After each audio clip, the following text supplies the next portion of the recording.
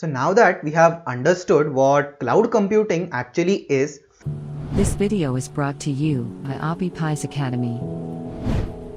now it is time to understand why should we consider cloud computing, or why should a particular user from a user standpoint of view should actually consider upgrading to a cloud.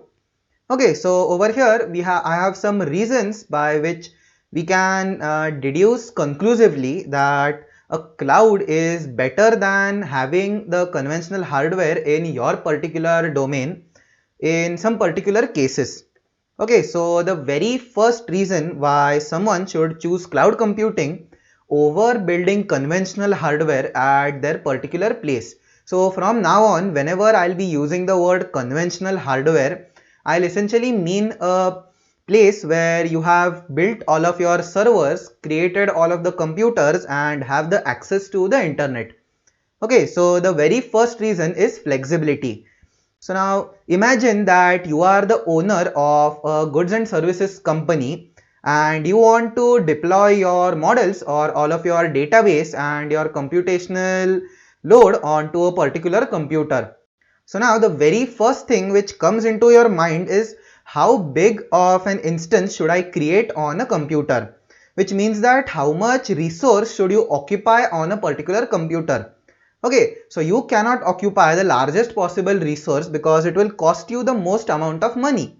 But on the other hand, you cannot occupy the lowest amount of resource because as it will be more cost effective, but it will also not cater to your needs. So you need an optimal solution at all times. But the business needs are always fluctuating. So if there is a sale period, then that is when you have a lot of demand and the load on your cloud server increases. But then if you have a slack period, that is when you don't have a lot of demand and the load on your server decreases. So whenever you are deploying your models on an external cloud, that is when you can have the advantage of flexibility with which you can occupy your changing demands, where you have different demands at different amounts of time and you can simply change the level of your compute instance or your server, and that is it. Your billing cycle or the amount of billing is immediately changed. So if you were to set up all of this as physical hardware, then it would be very hard to actually get rid of the excess hardware for, let's say, 3 months and go on a lower scale machine which will use less power, and after some time again go on to more hardware. And if in a particular case you immediately need some more computational power on hand as the load on your site is increased, then that is when having your website on a server or having your application on a server is very important, because you can immediately spin up a few more compute instances or assign a few more CPU cores to that particular instance and get the additional required power. Okay, so the next up we have data security. Okay, so over here, whenever you are deploying something on a cloud, it is handled by professionals who have a lot of experience in their particular field.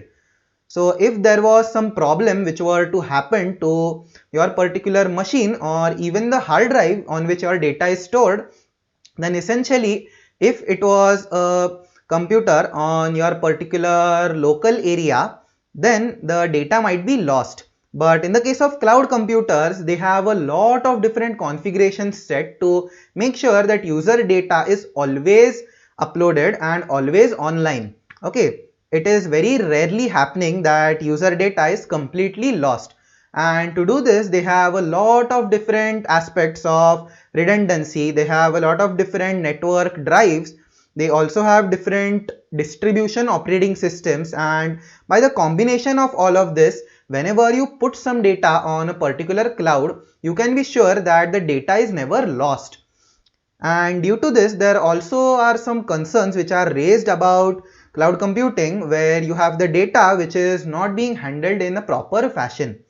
But keeping those things aside, whenever you are handling any particular type of data and you are a cloud engineer, you do it in a very professional way, and due to this, you have a certain amount of assurance that your data will not be tampered with, or your data will also not be misplaced whenever it is on a cloud. So if something were to happen on that particular physical location of the cloud, there are still redundant backups which will store your data.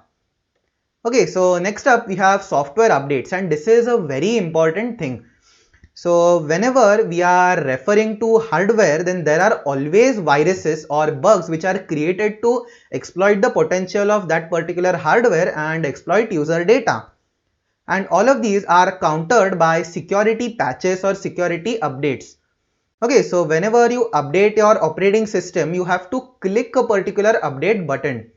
But whenever your data is stored all on a particular cloud, then you don't have to worry about updating those things one by one. There are a lot of different tools like A and B testing or redundant updates or live wire updates which are used to deliver the latest software to your particular VM instance.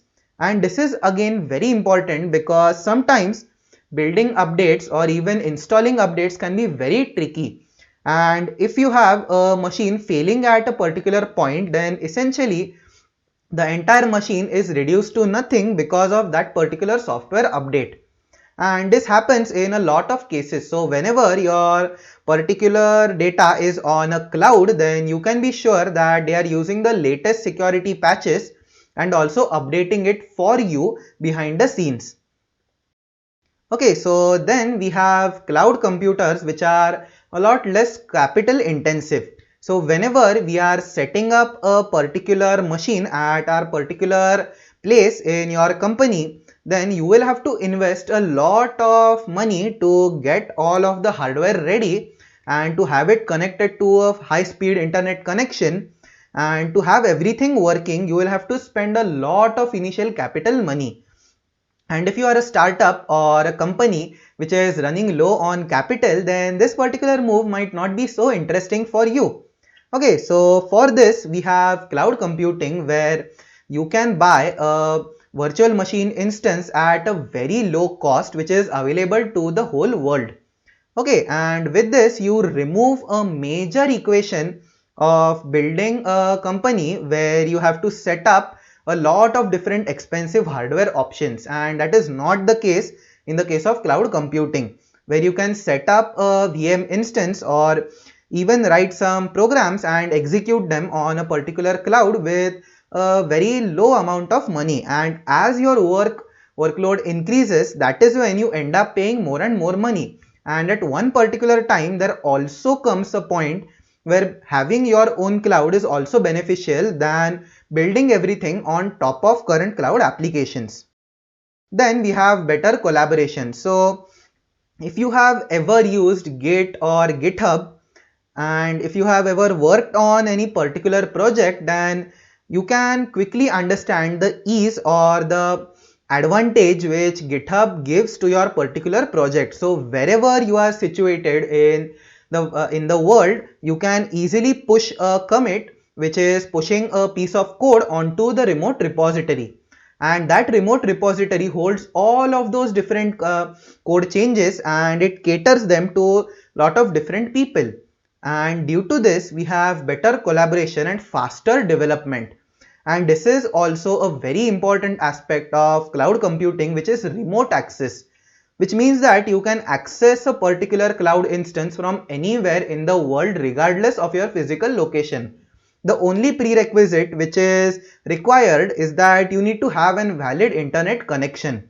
And once you have a good internet connection, you can access a cloud from anywhere in the world and do similar amount of work, if not the same. Okay, so next up we have better security. And these cloud companies have a lot of different rules put in place to ensure that user data is securely handled on their particular servers. So if you have any sort of problems happening with your data like data mining or data theft, you know that you can hold the cloud company responsible. So in this particular case, you have a good sense of accountability or credibility which is added in the equation by going onto a particular cloud. And you have also professionals who are security professionals and dealing into data security, which is their full-time job, and they provide you with good amount of different softwares which monitor network traffic and also tracks for malicious activities and alert you accordingly. So building all of this thing from scratch for your particular machine in your place would be very expensive.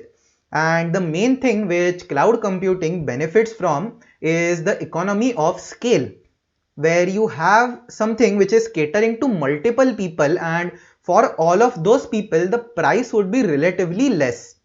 Okay, so one last thing about cloud computing is it is a lot more environment friendly. Okay, so there are a lot of news which says cloud computing or building huge data centers are actually causing damage to the environment, but essentially if you look at it in an other fashion, where if you consider the individual electricity usage which would have happened if you were to set up everything on your particular place, then it would simply exceed what is currently being used.